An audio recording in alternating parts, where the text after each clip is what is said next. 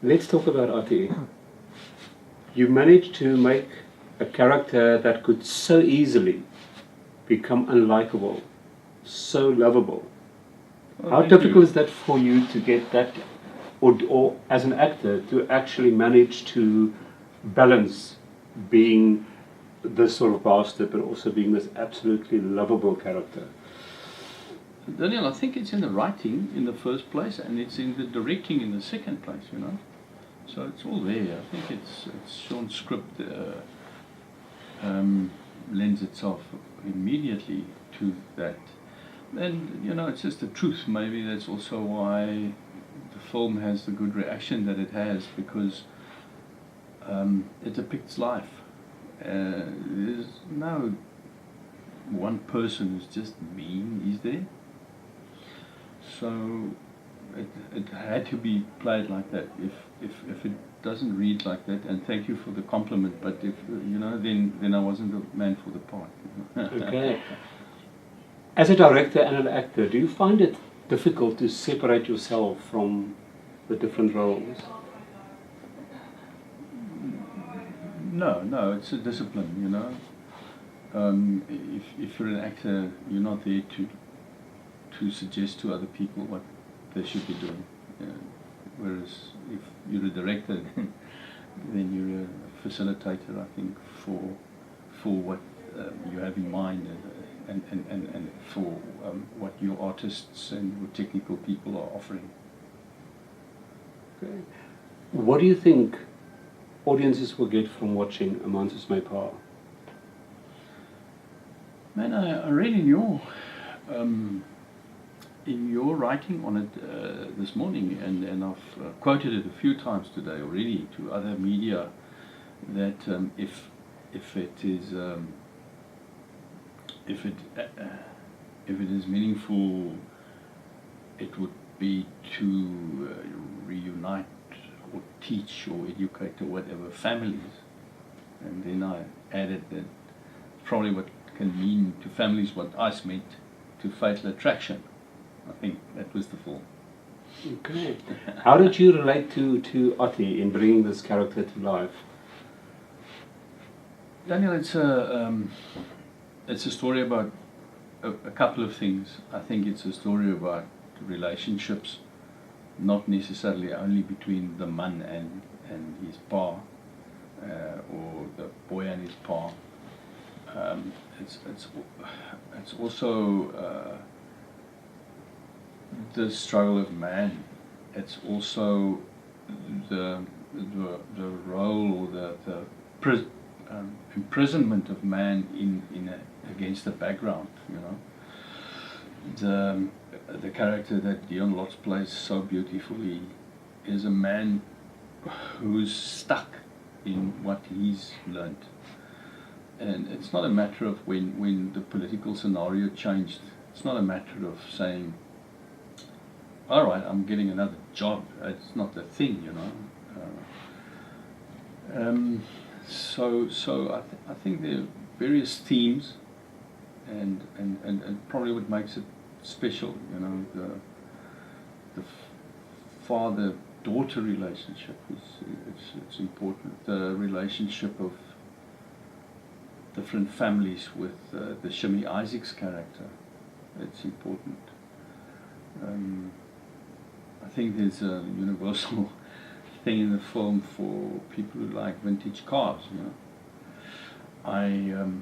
I think this film is a showcase for what's on offer in South Africa in terms of the female actors, because rarely do you find such detailed and honest performances as with all the girls in this film. It's quite incredible. I think that girls anchor the film with these incredible portrayals of what is a good writing for females. How much of you is there in Ati? I'm a father, Daniel, and a father with particularly many mistakes.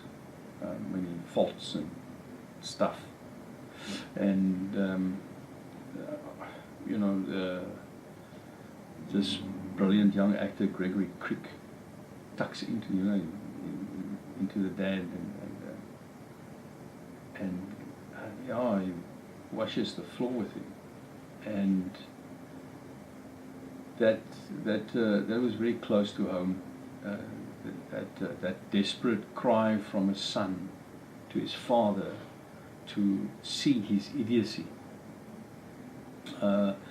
So there were many of these things that was very close to home, and probably will be close to home to many a father.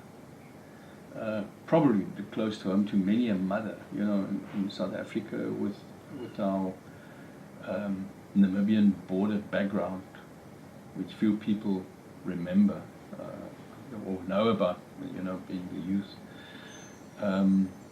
There are particular challenges for the wives and the girlfriends,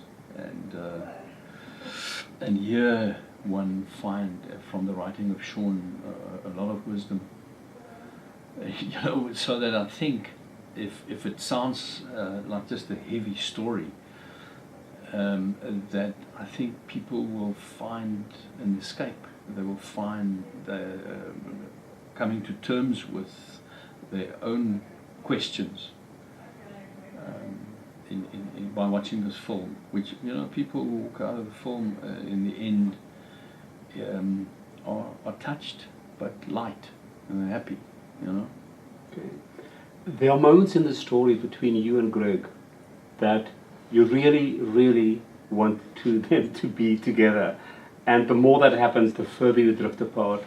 Was that sometimes difficult for you, in the sense of wanting to be closer to him, but you were pushed away all the time? I think that's in the writing. It absolutely is there, you know. And Sean worked with a fantastic thing of having the characters, giving them the opportunity to be in light, physical light, film light at times, but keeping them out of the light, and progressively moving them into the light. So yeah, I think it's good work from Sean as writer and director. But it's good from you as an actor as well, to be able to portray that so realistically without imposing yourself on the character or on the scene, by just letting it come across so naturally.